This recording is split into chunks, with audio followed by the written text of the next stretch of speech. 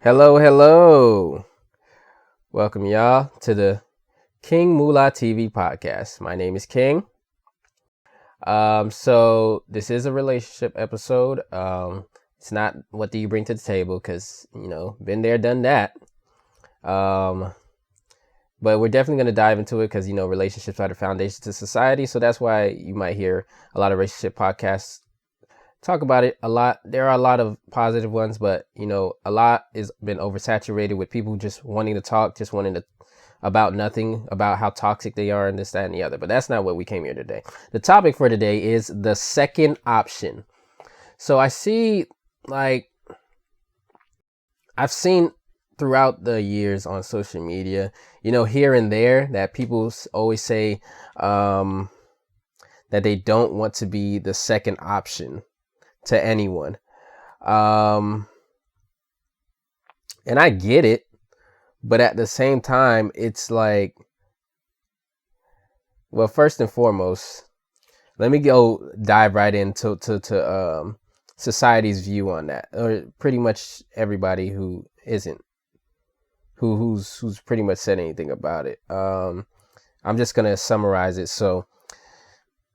Um, so society's view on that being the second option, I think you can compare it to like a race, So whoever, there's like, let's say there's like 12 racers, you know, as I'm playing Mario Kart right now, but yeah, it's 12 racers.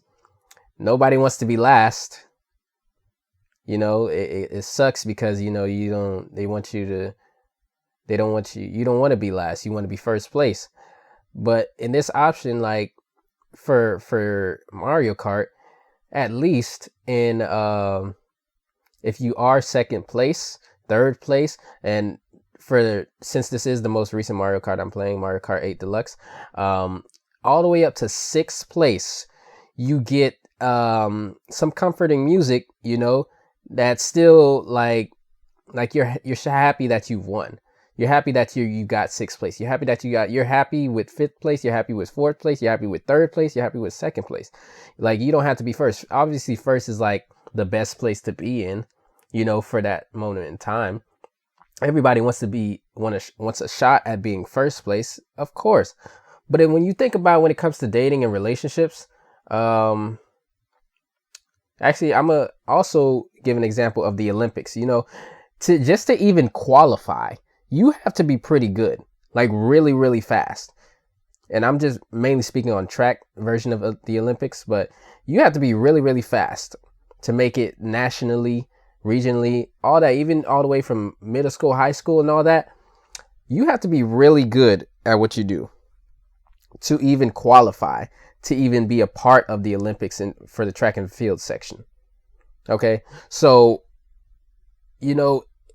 I kind of use that because I use that perspective because there's nothing wrong with second place. There's nothing wrong with third place, fourth place, fifth place, sixth place. So when it comes to options, you being the second options, let's say a person who is torn between you and somebody else that they connected with, it's not a problem if they chose that person first and then decided that was not the choice for them and they decided to come back to you.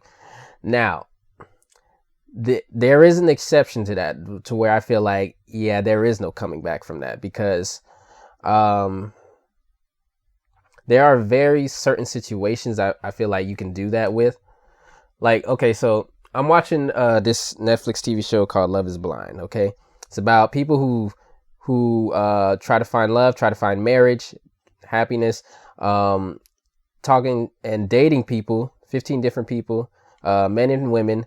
So that's 30 people in total who try to find happiness and actually propose to each other when they feel really ready to propose to people. But the catch is, they never seen the person a day in their life. They're just talking to them with a wall in between them. It's called the pods. They talk about what they are. They're being vulnerable, honest, their dating experiences, what they want in a partner, what they want in a marriage, family, future, all of that. So with that being a good example of how really modern dating is, not with the pods, of course, but with how many people everybody just dates, being from whatever age that you guys are. But everybody has a history, everybody has a past. You know, you were never somebody's first choice. Okay, the only time you were ever somebody's first choice is if you were with them the first time they started dating. If they ever was their first boyfriend, first person they wanted to date, whoever. So when it comes to relationships, for that being said, you guys really need to understand that nobody is the first choice at all, because like, just be honest with yourself. Like, everybody is an option. That's why you have options. Okay? Not every option is good, but you have options. And if you've had two good options, honestly, you should be content with even having those type of options, because there's a lot of people who really don't have options like that, or they have a really long dry period, and it's really it really sucks for them, because they really don't have anybody to lean on if they end up making a choice about a person and then they end up being wrong, or things just end up falling out for each other. So then now they just have a dry period of not dating at all. So when you do have come across two options, maybe three options, you go with your first one, which probably to you think is the strongest connection. So that's why you wanted it, or for some other reason. But if that ends up not working out, and the other option or options are willing to come back and want to work to have a relationship with you, then honestly, there's nothing wrong with being the second choice. And that person, I would hope, is comfortable with such a perception of being the second choice, even though the second choice really means nothing. Because there's a lot of people that have dated a lot of people before you. Like, I probably dated girls who have dated a bunch of guys before me, and I don't care, because that's their past. That's like, everybody has a past. Now, when I said earlier, I did mention that there's an exception to that rule, to where I feel like maybe being the second option is not a good idea, is mainly because it's based on like terms of on like really extreme situations, though, like abusive relationships and stuff like that.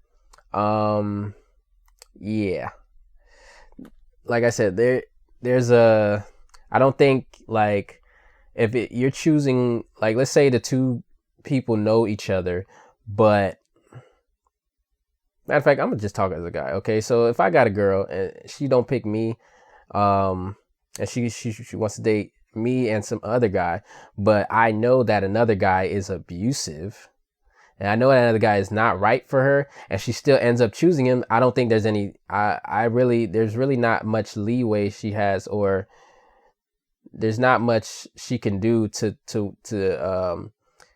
pretty much have a relationship with me, because after she falls out with that person, I wouldn't allow her to come to me and then me be her shoulder to cry on, because she chose wrong. She chose completely terrible over somebody like me who does not abuse women. Okay, so I think, like, that's pretty much one of the exceptions. That's just one of the examples, the extreme situations that I mean, that is an exception to being the second option. Yeah, so like, I don't get why people are so obsessed with being the first option, because at some point in your time, you have not dated this person when they first started. You have not dated this person when they first started dating, I should say. Okay, so like, as long as they not as long as they're not reminding you so much as, yeah, you were the person, you were way better than them. I mean, it really depends how they go about it. Like, because I don't think people really need to hear, oh, I'm not, oh, I chose you over him, stuff like that, you know. Excuse me. um, they'll be like, oh, I should have chose you over him, or I'm glad I chose you in the end, or this, that, and the other. Like, nobody really, at least for me, I really don't want to hear that. Just like, you chose me, that's it. Like, let's move past it. Okay, you moved on. You found somebody wasn't right for you. Things ended as they did, and it was not an abusive relationship, one that I knew about. You're healed. You got yourself together. You know, then it's like, all right, so let's do this. Because I feel like with dating, like, you're just gonna go with who you like or who you feel the most strongest with, or you know, who you connect with the most, or whatever the case may be. I just feel like, you know, being the second option isn't so bad. Okay, just because they didn't choose you first doesn't mean you should just throw that whole person away, unless it's like in one of the extreme examples I was talking about. Like, it should not be that deep. Okay, like, at all. It doesn't make any sense. And I'm trying to figure out just why people are so obsessed with this notion that it should just be that way, because, like I said, I don't understand it at all. It makes no sense to me.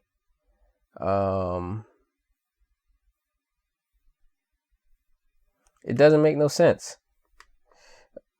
Okay, so it's like I created a picture, a quoted picture. It's like, if I'm an option, don't choose me. That's what a lot of people say. There we go. That's what a lot of people say. If I'm an option, don't choose me.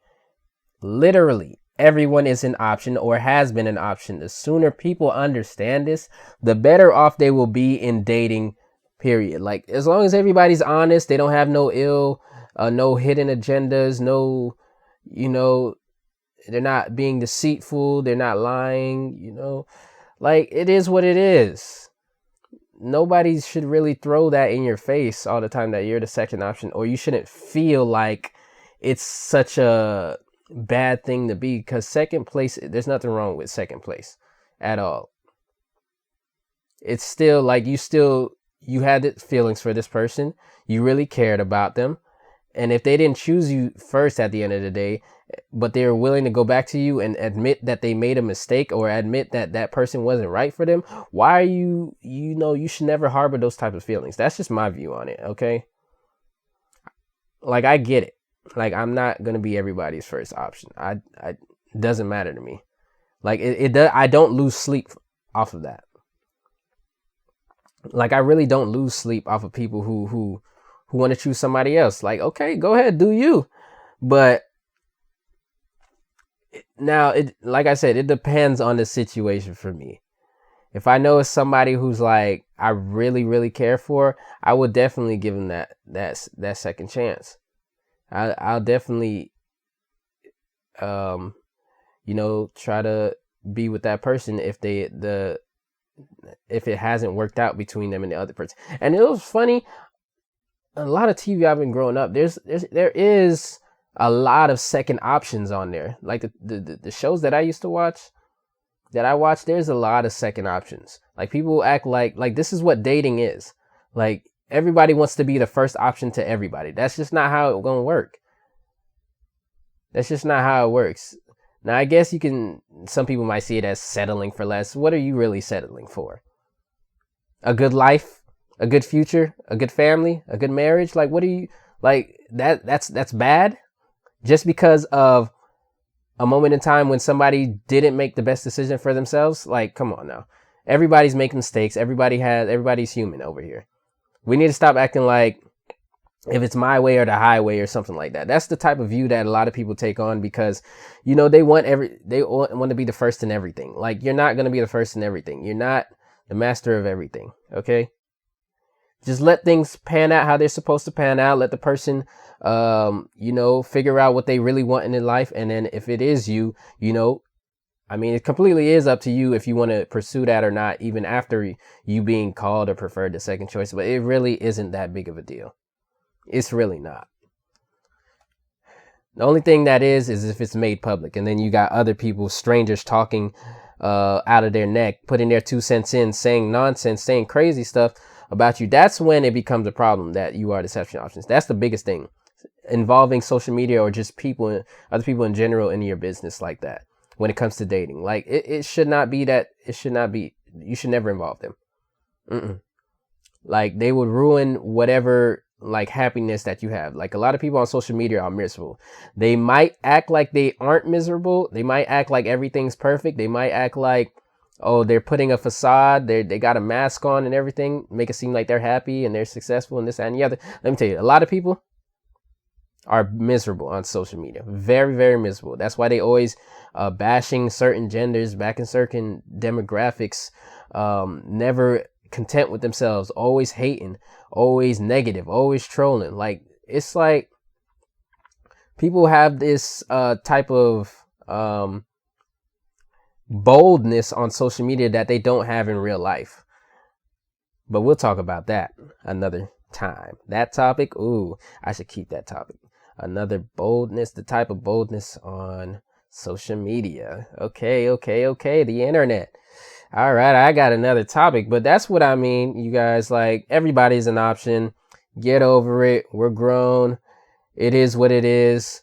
We're all going to grow. We're all going to heal through this process. It's not that big of a deal, unless it's in an extreme situation to where you would choose an abuser over me. Okay, then yeah, see you later, Gator. But other than that, is what it is. Come back to me, because you can always come home. As long as you aren't belittling me, aren't throwing that back up in my face. That's all. That's all I came to say, I'm going to try to enjoy the rest of my Saturday. Actually, I am going to enjoy it. Wave 6 came out for Mario Kart 8 Deluxe, and I'm going to be on that. All right? So I'll see you guys the next time. All right? See ya.